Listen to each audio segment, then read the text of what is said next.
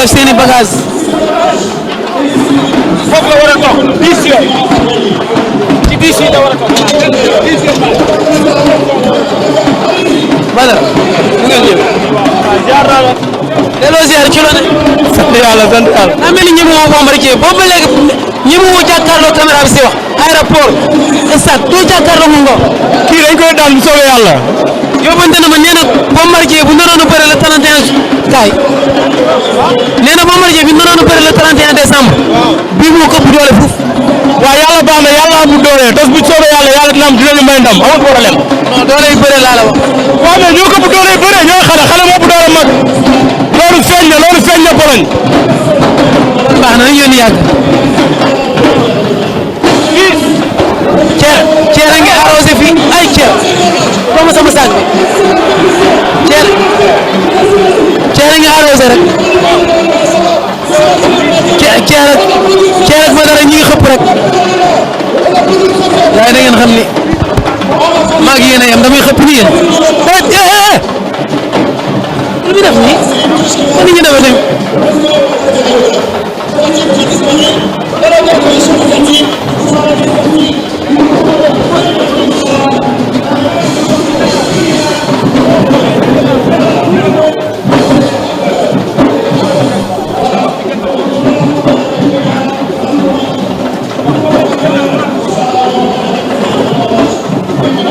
noonu Mohamed di ñëw ak Sadooram moom la sol ànd ak Sa Thiès ànd ak ñoom Sa Thiès ànd ak Fils de Balla Thierno Gueye Laye copain Lirou Diane ñoom Baye Ma Ndiaye ànd bu yàgg ba ànd ak Thier mooy jiite protocole bi Ndiaga Balla Gaye ànd ak Ndiaga Dollé moom tamit comme am taxaw na sànq diggante mag ñaari yaar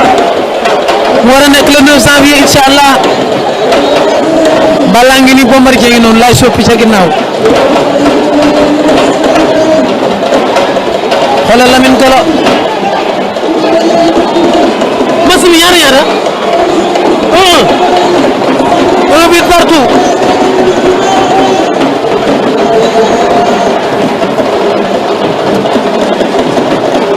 un but partout Balla nga di yéeg Mohamed mi ngi yéeg noonu moom Balla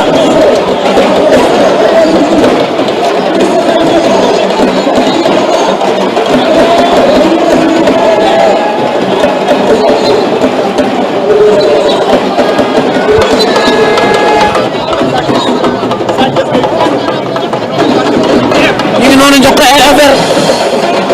ñoo ngi ko jox ay affaire muy raxasu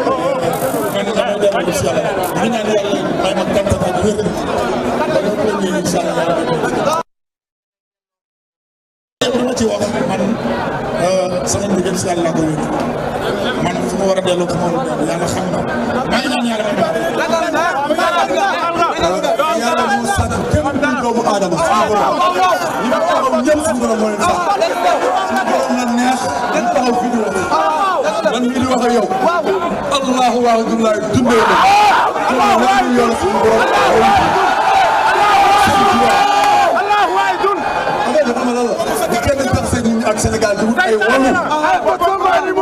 ñaari mbër kese la di ñaan yàlla bañ ci ndam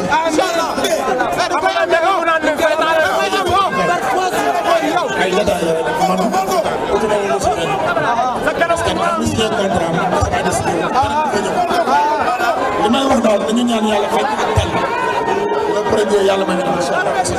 gis nga lan nga ci nar da ngay xeex ak Balla Gaye wala lan nga ci.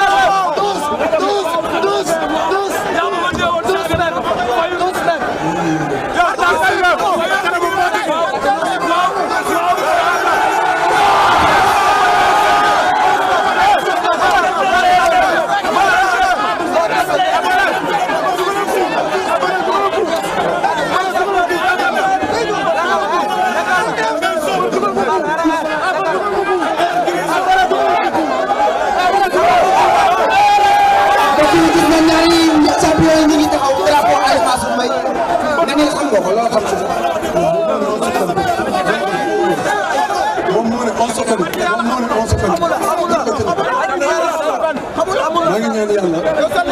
suñu papa ala man suñu yàlla guddal fanam te wéral cër ndax mag ñu baax ñi jar nañoo ñaanal ñu yàgg fi lool te wér ak mbooloo suñu papa Gaston jar naa ñaanal ndax lépp luy événement ci làmb namoon ko moo koy tëgg maa ngi jégalu sax parce que gouvernement yi ak mbalax yi seen geste rafet na ñu ngi wane bon exemple tey ci réew mi tey bu ñu dajaloo mbooloo mu toll nii ñëpp toog bàyyi seen yitte di xaar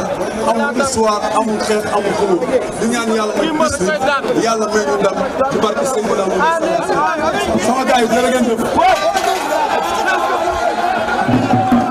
waaw man li may dégg rek mooy Matar bu baax a baax maa ngi koy ziar bu baax ma jàng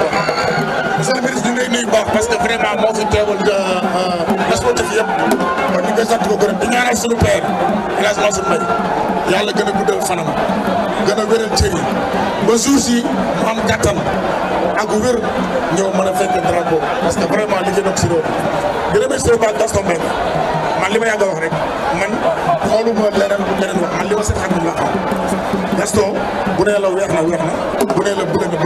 noonu laa xam si moom di nuyu aussi bu baax makat nii dama wax ne ko sax man fekk naa makat mooy sama frère may waxante moom lu bari làmb nag moo demee nii du dëgg événement bi tey ñu ngi remercier aussi équipe yi doon football mbalax maa ne ak rappeurs yi gestes yi rafet la kon maa ngi gërëm staff bi ma àndal aussi di leen ñaanal jàmm di xew bii passé dimanche bii passé ñëpp a koy ñaawlu làmb soxlawul loolu fair play la soxla Balla Gaye maa koy may xaalis mooy may xaalis li ma yàgg wax rek mooy sama trésor mooy trésor am adversaire la pour le premier bu jàllee on est des frères kon maa ngi sant ñëpp di gërëm. Le rendez-vous est donné mbokk yi le premier